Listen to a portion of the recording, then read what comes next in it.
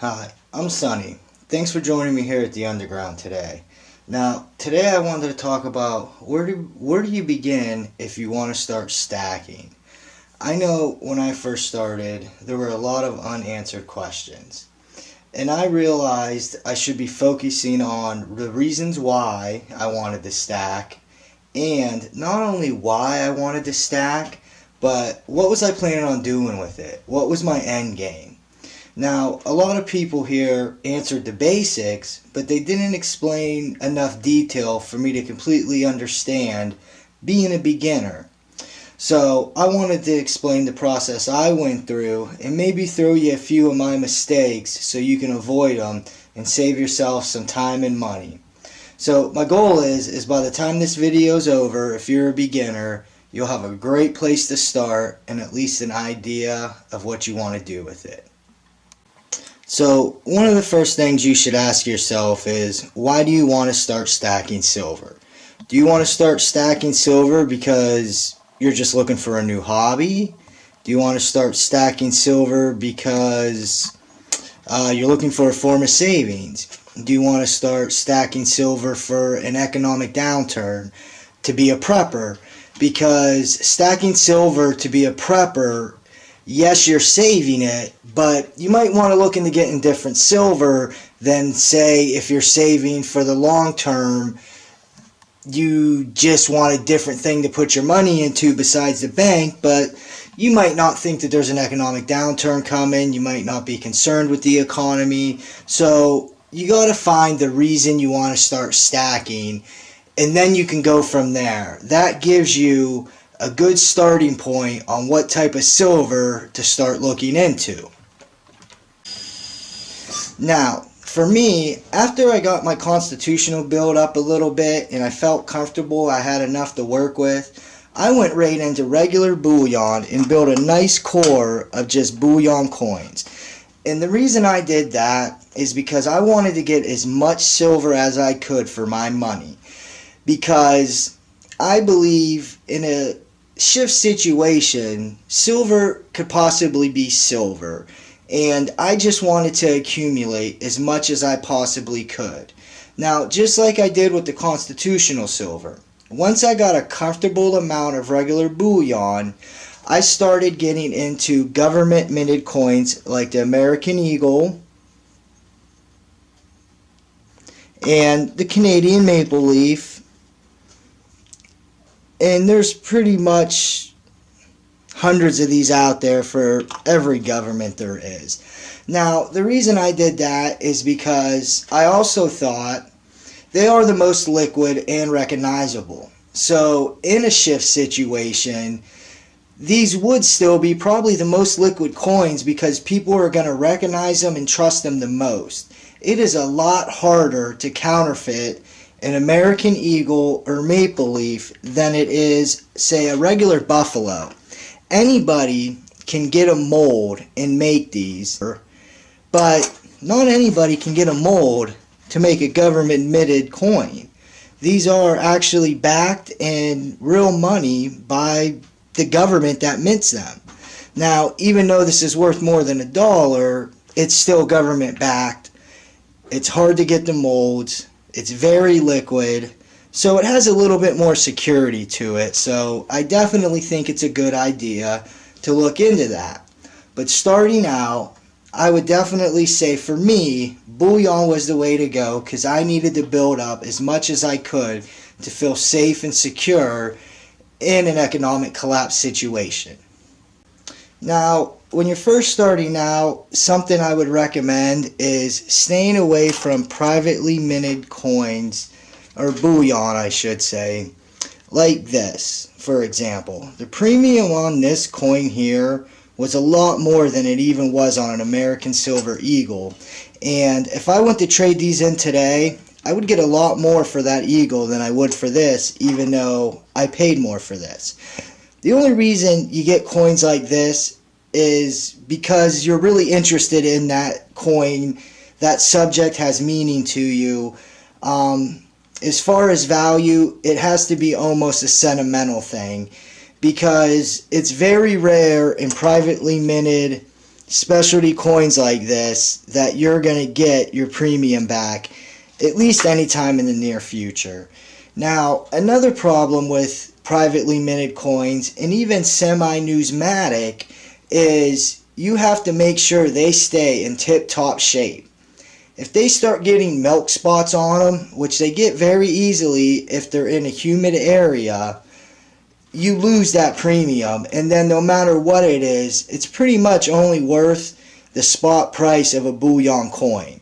So you have to keep that in mind when you're getting something that's semi-numismatic or possibly a privately minted coin that could be a collector in the future, but it's probably not right now.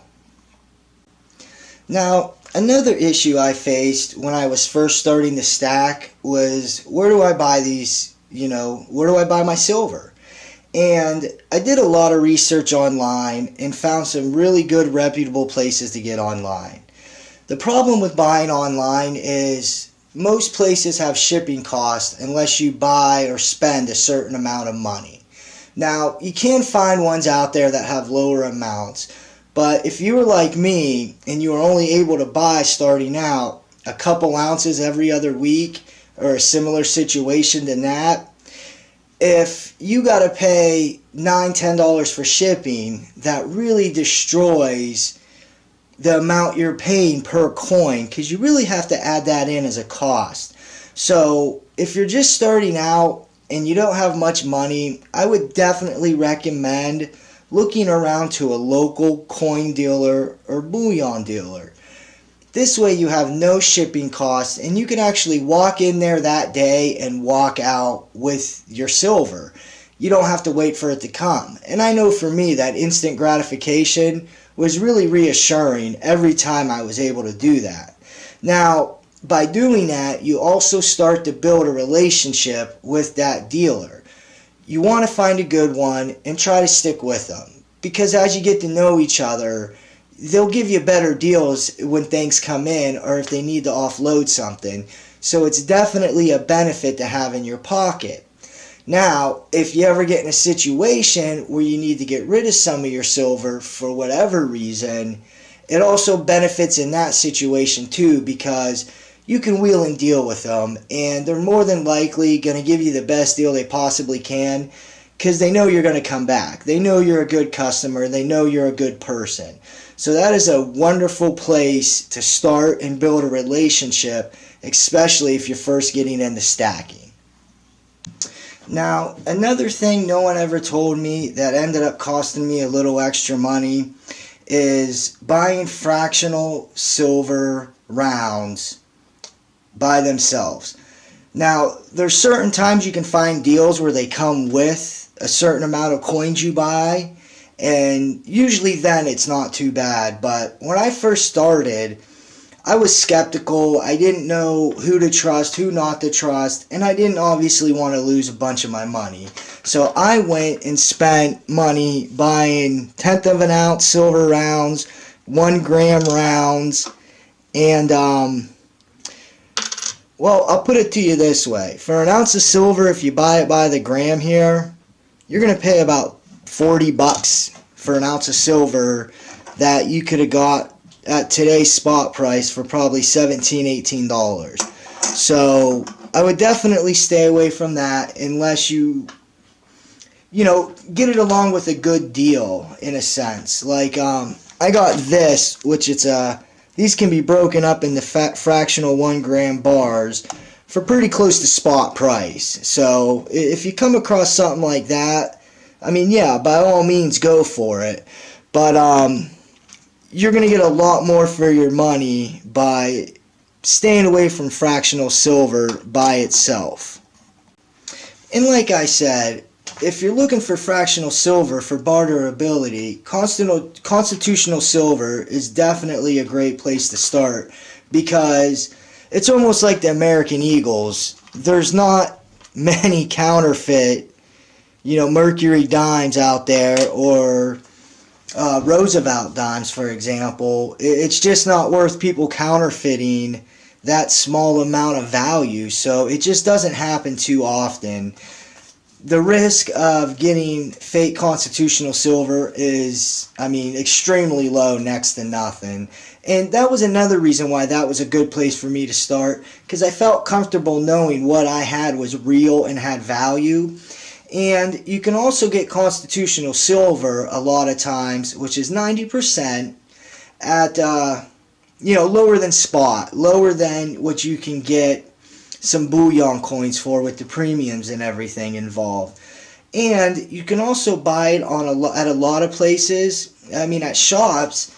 Shop I go to, you can buy a single mercury dime if you want for a little under a couple bucks. Or you can buy $1 face value, $5 face value. So even if you didn't have enough to start out buying full rounds of silver, you can still get silver at a really good price without having to pay a really high premium. Because once again, as you get into smaller fractional bullion rounds, they do cost more and the premiums go up, and it adds up over time. So I just wanted to share with you guys my experience and some of the issues I ran into when I first started stacking. Now, as you keep stacking, you're going to learn more and more about silver. And just like I did, once you get comfortable with a certain amount, you might buy some poured silver. You might buy some bigger bars. You might buy some American Eagles. It's nice to have the variety. It really is. But you got to focus on what's most important to you and what you can get the best dollar deal for. And you just got to grow from there. And don't overwhelm yourself. Like I said, to this day, 90% of the time, I only buy a couple ounces here and there. And it just builds up over time, just like your regular preps do. So, I watched a video once and I was told that if you had 1 ounce of silver, you were better off than 90% of the people around you. So, even an ounce is a start, and that's where I'd begin. With the way our economy is today, you gotta get something to protect yourself, and you gotta have something that's outside the system. This is a hard asset that has been around for thousands of years with value. So keep that in mind. And good luck out there. Please subscribe, hit that bell notification, and thank you guys for listening.